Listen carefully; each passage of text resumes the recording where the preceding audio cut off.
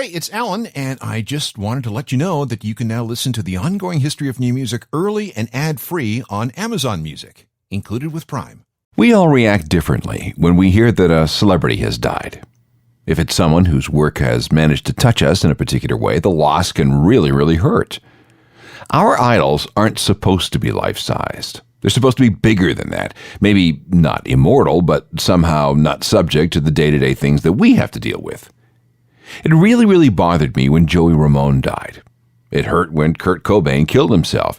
And when Amy Winehouse OD-ed, it affected me even though I wasn't what you'd call a big fan. A lot of people were similarly affected by the death of Scott Weiland. If you grew up in the 1990s, his was one of the great voices of that era. And even though you knew about all his problems with the drugs and the alcohol and the mental health issues and all the rest of it, you didn't want to believe that things might end up going very bad for him. But deep down, you kind of knew it, right? So what happened with him? And I'm not just talking about his final days. I mean, what happened to him over the years that put him on this path towards dying in the back of a tour bus? As I said, when we started this investigation, this is going to take a while. So, this is Scott Weiland, Part 2. This is the ongoing history of new music, the podcast edition with Alan Cross.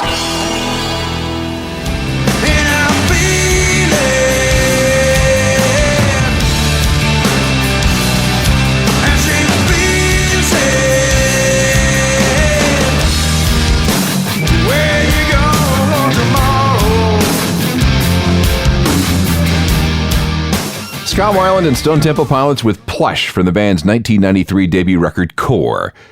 It's apparently a song about death, inspired by a newspaper story about a girl who'd been found dead somewhere in San Diego. It won a Grammy for Best Hard Rock Performance and is still a standard part of radio station playlists around the world. And that's pretty much where we left things off at the end of Part 1. STP signing their major label record deal, going on tour, and then finding out that their lead singer had become a heroin addict while the band was selling millions of records. Hello again, I'm Alan Cross. The second STP album was called Purple and was recorded in Atlanta during a break in the band's touring schedule. Scott's local dealer was a 25-year-old HIV-positive woman. Her stuff kept Scott from getting dope sick, which meant that the album was recorded rather quickly, 4 weeks. When Scott got back to LA in the spring of 1994, he wanted to try detox for the first time. The Exodus Recovery Center in Marina del Rey. He was about to check in when someone said, that's a bad idea, dude. There are 2 major junkies already on the premises, and that will not help you kick your habit. The first of those junkies was Gibby Haynes of the Butthole Surfers, the guy who apparently introduced Scott to smack in the first place. The second was a 27-year-old guy from Seattle named Kurt Cobain. Within a few days, Kurt would escape from rehab, make his way home, and then shoot himself. This did not help Scott with his issues. Purple was preceded by a song STP gave the producers of a movie called The Crow. This was a film starring Brandon Lee, son of martial arts legend Bruce Lee, and Brandon, if you remember, was accidentally shot when an improperly loaded prop gun went off, wounding him fatally in the abdomen. Despite the death of the star, the movie was completed and a soundtrack was released at the end of March of 1994, which was, as I mentioned, just as Scott was prepping for rehab. It's a great soundtrack, too, one of the best of the decade. It had The Cure and 9 Inch Nails and Rage Against the Machine and other big names. The STP song was written in the same style as songs on Core, and it was exactly what the fans wanted to hear. It became a hit while the band was still writing the second album. Time to take her home, her daisy hair has gone translated. Time to take her out, it leaves today, no conversation.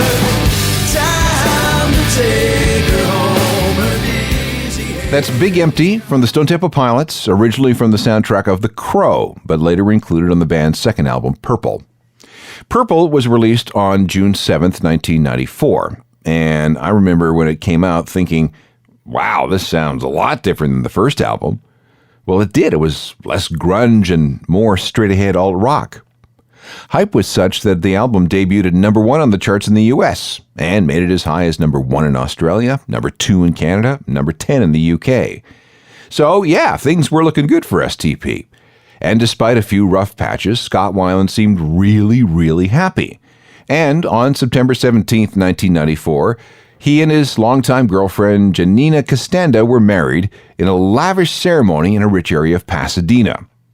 Scott did a little coke in the limo with some of his groomsmen before the ceremony, but it was his wedding day. After the honeymoon, Scott and Janina bought that house, the house where they actually had the wedding, and began collecting antiques and cars. Here's a song from Purple about a bunch of phone calls he made to Janina while on tour and while hooked on heroin. He told her he wasn't using, which was a lie, of course, and even though he felt bad about lying, he knew he couldn't stop using.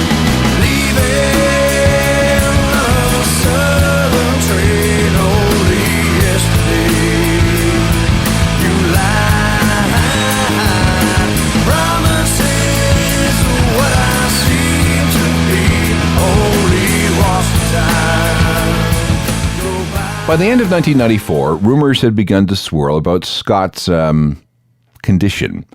Many of these rumors hinted at some kind of drug problem. In fact, there were all kinds of rumors pointing at all kinds of dark things. But even then, most people were surprised at what happened on Monday, May 15th, 1995, in Pasadena, California. At about 3:30 in the morning, Scott Weiland was picked up after driving away from the back of a seedy motel with his lights off. Nearby cops saw what they thought was a drug transaction. Well, guess what? They were right. When they caught up with Scott, the cops found a chunk of Mexican black tar heroin in Weiland's wallet. He spent the night in jail before his wife posted $10,000 in bail.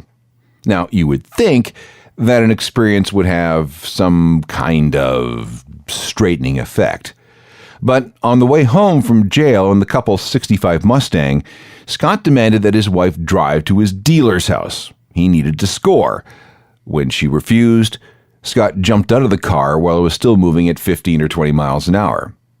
When Janina refused to let Scott come home, he sought solace in, of all people, Courtney Love, who had a room at the Chateau Marmont Hotel on Sunset Boulevard.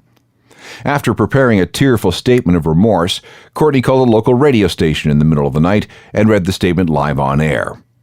"I have a disease," it went. "I want to say sorry to my friends, my band, my wife, and my family, and to the social ideals to which I have become a hypocrite. I ache to get well, to feel, and to make more music." Now, here's something rather rare. Weiland recorded this at about the same time he was getting busted. It was done on a cheap 4-track recorder at the Chateau Marmont and is known as Chateau Mars. Arizona, can't breathe. California, always on your knees. Scott Weiland recorded at the Chateau Marmont Hotel on Sunset Boulevard. This was the kind of thing he was working on while trying to get his act together. He'd also formed a side project called the Magnificent Bastards, a group that contributed a song to the Tank Girl soundtrack, which, by the way, was curated by Courtney Love, and also a John Lennon tribute album. Meanwhile, sensing that things were going down a bad road with Scott, the other 3 guys in STP hedged their bets and started making plans for making music without Scott. We'll get back to that and Scott's solo material in a bit, but first, we have to watch Stone Temple Pilots fall apart. The first time. That's next. You're listening to The Ongoing History of New Music, the podcast edition with Alan Cross. This is part 2 of the most in-depth look at Scott Weiland you ever hear on this program. When the matter of Scott's May 1995 drug bust went to court, Weiland was told that if he completed a drug treatment program, he would be free to go without a criminal record. He agreed and spent part of that summer at a rehab facility in Colorado. By the end of August 1995, he was back in Los Angeles and back with the Stone Temple Pilots. A 3rd album needed to be made. This time, the group decided to strip back things even further and maybe even give the record a glam-esque sort of feel. Weiland made a conscious attempt to stream David Bowie when working on the melodies and lyrics. There was plenty of money to go around, so STP rented a mansion that belonged to actor Jimmy Stewart in Santa Barbara where they could write in peace. It was thought that the isolation would do everyone, especially Scott, a lot of good. Well, no. A couple of times a week, he'd head down the Pacific Coast Highway into Los Angeles, where he'd score more coke and heroin. After the basics of the album were recorded on the West Coast, the band left for Atlanta to finish things off with producer Brendan O'Brien. Scott took a minder with him, but he soon wore him out, and another babysitter, a sober coach, had to be called in. When the album was finished, it carried the weird title of Tiny Music Songs from the Vatican Gift Shop. As different as Purple was from Core, Tiny Music was different still. Weiland's voice still had that grungy yarl, but he could also growl in new ways, and he could even sort of croon. Here's one of the singles. According to Scott, it's about a dancer who suffers a horrific gang rape who ends up falling in love because she can't let go of the pain. Okay, I told you at the beginning that we were going to encounter a lot of darkness in this program, and, well, here's another example. Lady picture, she hides behind the bedroom door. Lady picture, she hides behind the bedroom wall. She hides because she don't know nothing, don't know nothing anymore. Now that you know what that song's about, you're never going to hear it in the same way again, are you? Tiny Music was released on March 26, 1996. Big radio hit, but not so much in the stores. It sold about a third of what Purple did, and a quarter of the total they saw with Core. That means about 2 million copies. Meanwhile, Scott Weiland kept getting clean and relapsing. Between 1994 and 1997, he went to rehab 13 times. And because he didn't follow through on dealing with his drug issues, the other 3 guys in STP decided to cancel a big chunk of the tour that had been planned to support Tiny Music through the rest of 1996 and into 1997. Our singer is a junkie, was the message, and we can't go on the road with him until he's well. Here's the actual statement. Our lead singer, Scott Weiland, has become unable to rehearse or appear for these shows due to his dependency on drugs. He is currently under a doctor's care in a medical facility. It's got nothing to do with exhaustion or dehydration or sore throat, the things that you typically hear about. This is very hard. We are deeply ashamed and very sorry for this terrible inconvenience. And we're really sorry. And we hope to see you soon and rectify the situation. None of us really know how, but there you have it. And that was it for STP as Scott was concerned. He was out, especially after it was suggested that he pay some kind of restitution for the canceled dates out of his own pocket, which meant millions. And to make matters even worse, his marriage to Janina was over. She just couldn't take it anymore. What actually had happened was that Weiland had missed one of his mandatory drug counseling sessions, and police moved in to arrest him on April 23, 1996. But before the cops got there, Weiland's friends grabbed him and sent him to the hospital. From there, he was transferred to the medical unit of the LA County Jail. After a week, he was transferred to Impact House, a residential drug treatment facility for what was supposed to be a 6-month stay. But then on June 26th, Weiland disappeared. An arrest warrant was issued, but before he could be found, Weiland turned up safe and sober at the Pasadena Municipal Court. His explanation was that he had left to talk to his wife about a personal problem. One dumb rumor was that he had bolted for Detroit so he could attend a Kiss concert. Other people suggested that he wanted to find out about these rumors that he was about to be replaced as the Pilot's lead singer. Rumors that eventually turned out to be true, but we will get to that. On October 1st, 1996, in the very same place the Stone Temple Pilots held that awful press conference that previous April, where they announced that Scott Weiland was out of the band, STP declared that everyone was fit and ready to rock. Here's what Scott Weiland had to say at that press conference. We haven't toured a couple of years in the States, and we have made some great music. We've had some hard times, but we're really looking forward to playing together. I really feel like a young kid. I don't mean to sound cheesy or anything, but it's an important thing to me to have these guys in my life, and, it's a relationship. It's not just about the band and business.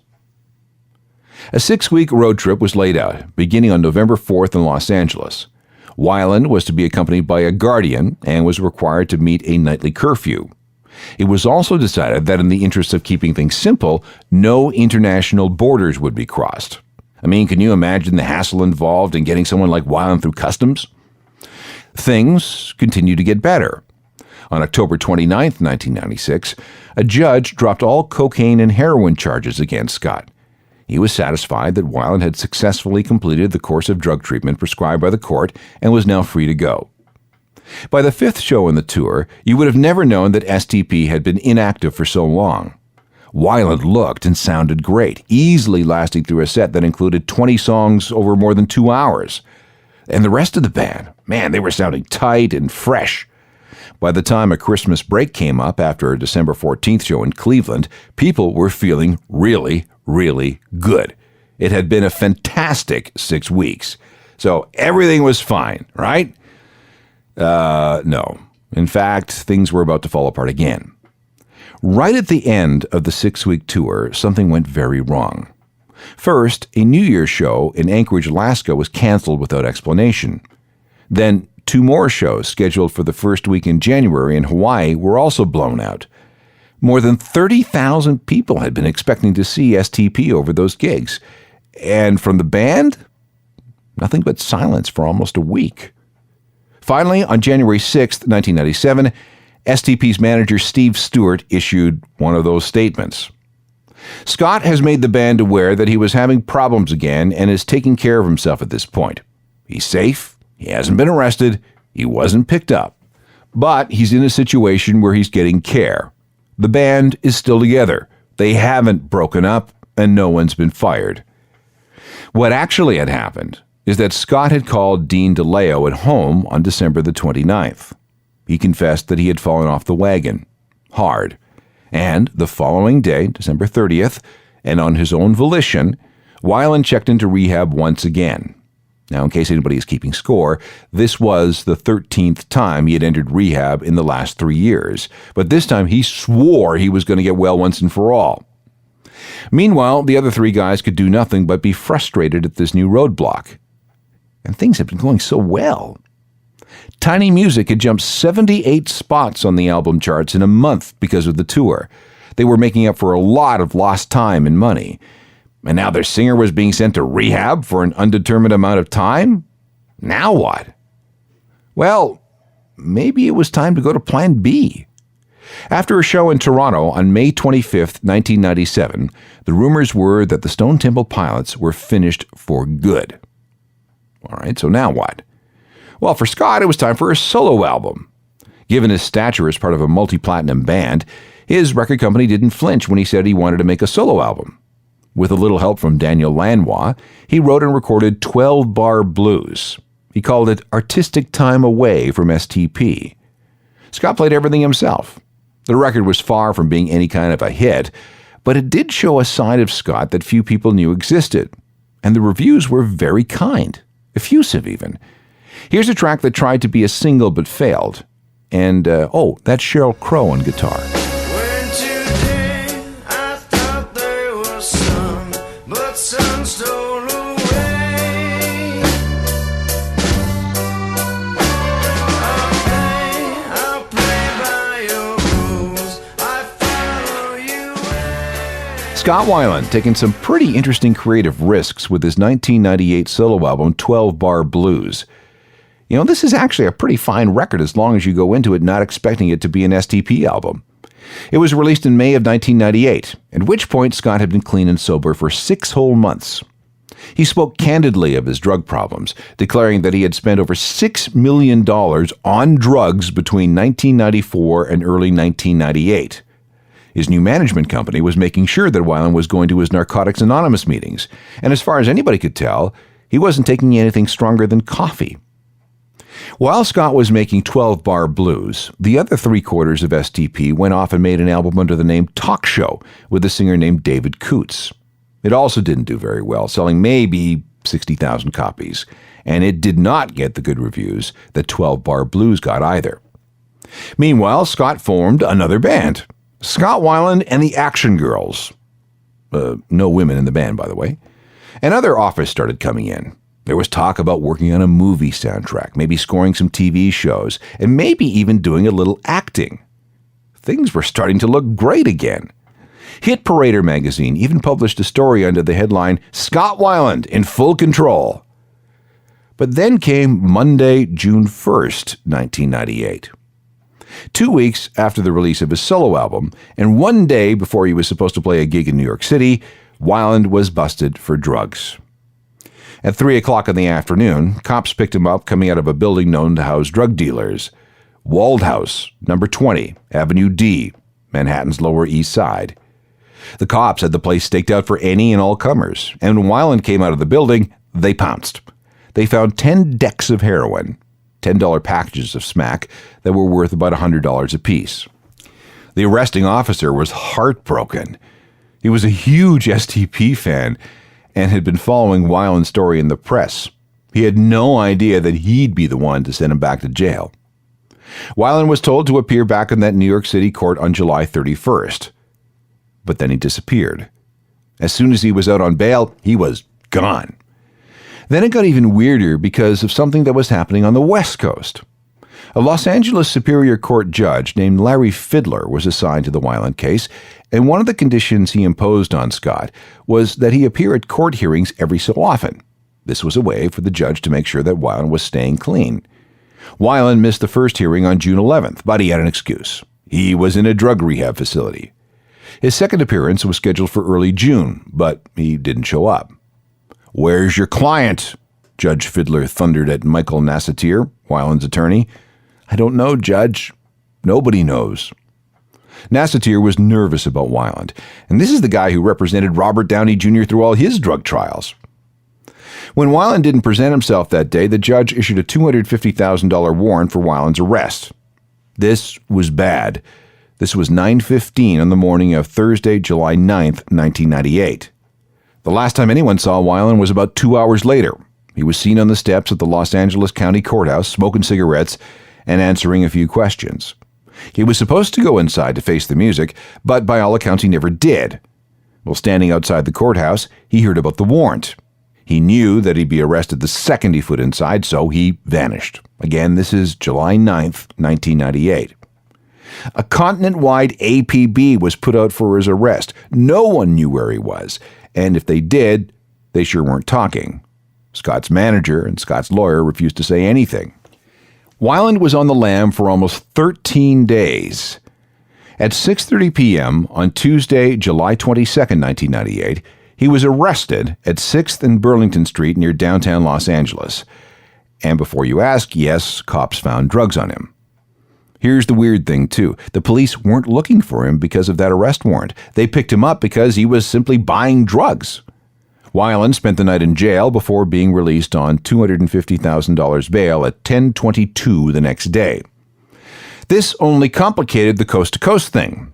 Weiland was up on drug felony charges in both California and New York. That meant he had court dates and hearings on the West Coast and on the East Coast. And that meant his lawyers had to do a lot of pleading and bargaining with the courts over timing. The first problem was a July 31st date in New York over that arrest on June 1st.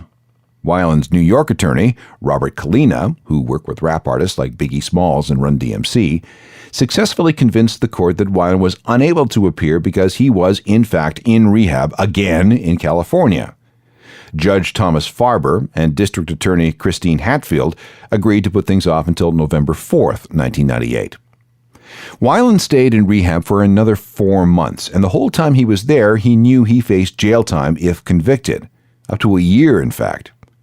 When November 4th rolled around, he was granted a continuance, which pushed his court date back to December the 10th. At the time, Weiland weighed 148 pounds. Not a lot for a guy a shade under 6 feet. His court case was then pushed to January 22nd, 1999, then February 16th, 1999. So why all the delays? Well, because on the West Coast, Weiland was in trouble with Judge Fidler again. On Friday, January 15th, 1999, Scott was picked up in Los Angeles on a probation violation and was once again thrown in jail. He had actually voluntarily appeared in court to have his driver's privileges amended, but that's when the court discovered the parole violation. Scott had failed to provide to his parole officer a urine sample to prove that he was still clean. Weiland was in jail from Friday night until Wednesday morning. And after a big scolding from Judge Fiddler, Weiland was sent back to rehab again. Then back to New York. Weiland finally made his drug charge appearance on February 16th, and his plea? Guilty. That was in exchange for no jail time and on the condition that he stay out of trouble for 1 full year. Any screw-ups, and Weiland would be sentenced to 30 days at Rikers Island. And believe me, nobody wants to be sent to Rikers Island. When Sid Vicious was sent there on drug charges in early 1979, he was gang-raped. An interesting thing about this court appearance was that he was accompanied by Mary Forsberg, a model, and apparently Weiland's new girlfriend. Meanwhile, there was more Stone Temple Pilots rumors, and this time, they were all good. Very good. More on that in a moment. Now, back to the ongoing history of new music, the podcast edition with Alan Cross. This is part 2 of a long, in-depth look at the life and death of Scott Weiland. We're at the point in the late 1990s where Weiland was ping-ponging between LA and New York and between jail and rehab. Finally, he was relocated to a halfway house before being declared clean and fit for release. Then came a call from STP's Dean DeLeo. Look, we've got something special here. Our time apart has proven that. We need to keep building a legacy. You want to get back together and make another proper rock record? Out of options, Scott Weiland said yes. And just like that, STP was back in business. For a while, anyway.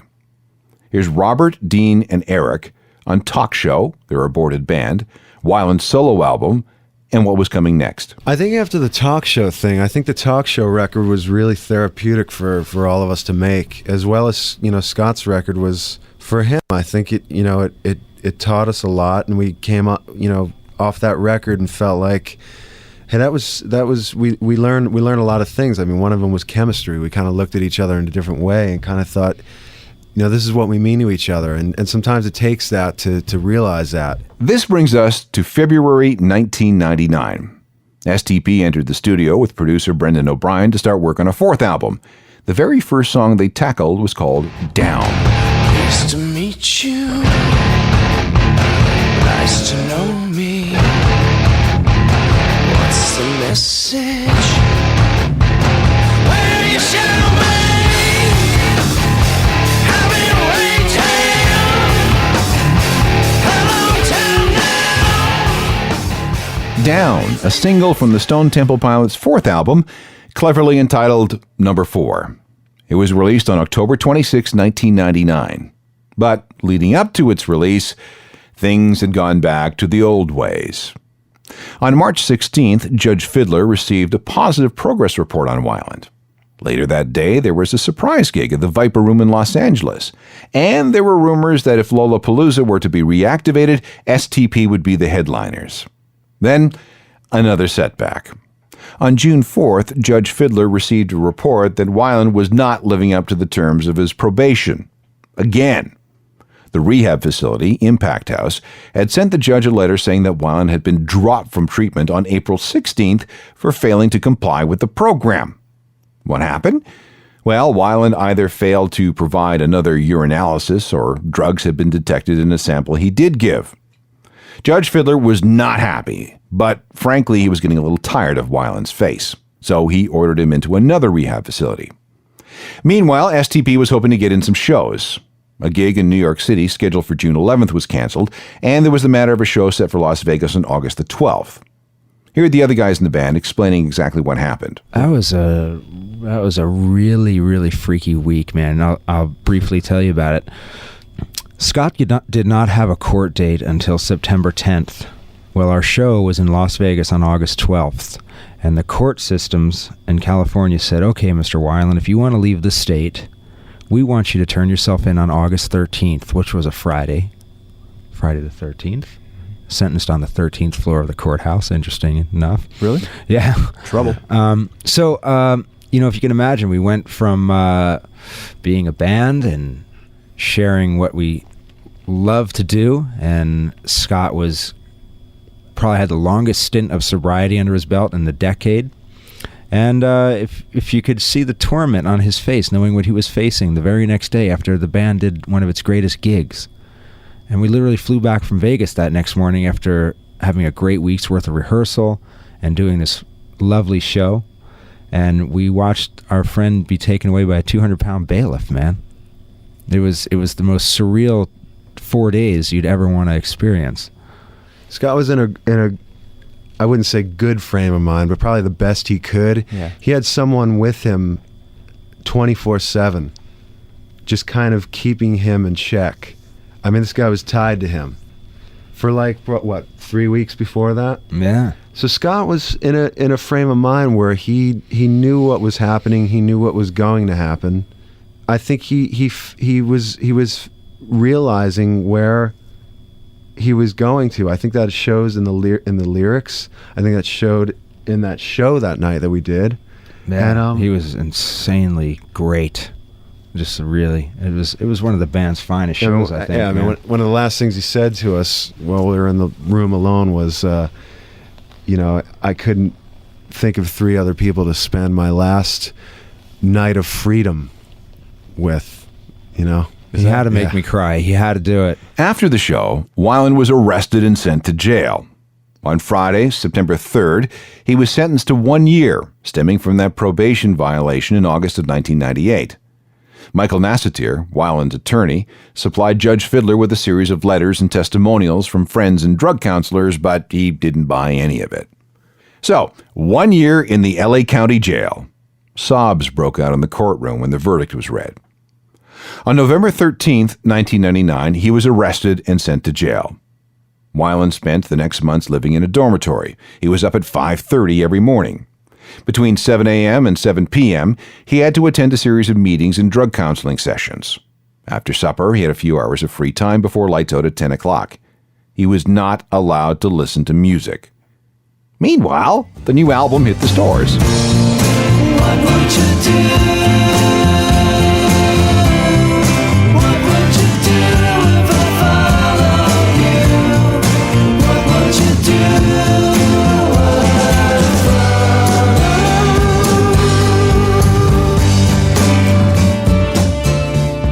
Sour Girl from the 4th Stone Temple Pilots album, written about his ex-wife Janina. Not quite ex-wife. As of the end of 1999, the divorce still hadn't come through.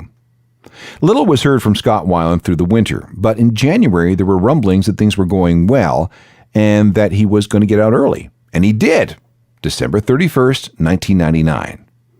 On January 13th, 2000, fans learned that he had been moved out of jail into a halfway house. In February, he and his girlfriend Mary were allowed to go snowboarding. On March 8th, all 4 members of the band went to New York where they taped a special for VH1, the video channel. And by the end of the month, plans were in place for more showcase gigs, a tour, and even a pay-per-view event. There were even plans for Scott and Mary to get married in May, despite, like I said, that Scott's divorce from Janina still hadn't been finalized. But overall, everyone's feeling really, really positive. The beauty of it, I will say this, and we should probably end on this, that he is fully accepting responsibility for where he is. He's not saying, he's not wincing or complaining or anything. He's accepting complete and full responsibility for the web he has woven. And I believe me, it's not fun for him anymore, man. He wants to be just like you and I. All great, right? Yeah, no. Back in a moment. More of the ongoing history of new music, the podcast edition with Alan Cross. 2 hours into this profile on the ups and downs of Scott Weiland, and we're still only up to 2000. So we're going to need at least another hour if we're going to do this properly. There's still an STP reunion or 2, a firing or 2, another solo album, another non-STP band, and the whole Velvet Revolver thing. This is complicated. Keep up to date with what's happening in alt-rock with my website, ajournalofmusicalthings.com. You should get the newsletter because it's free. Email me anytime at alan@alancross.ca and watch for me on Facebook, Twitter, and Instagram. Technical productions by Rob Johnston. I'm Alan Cross. You've been listening to the ongoing history of new music, the podcast edition with Alan Cross. Subscribe to the podcast at iTunes and through Google Play.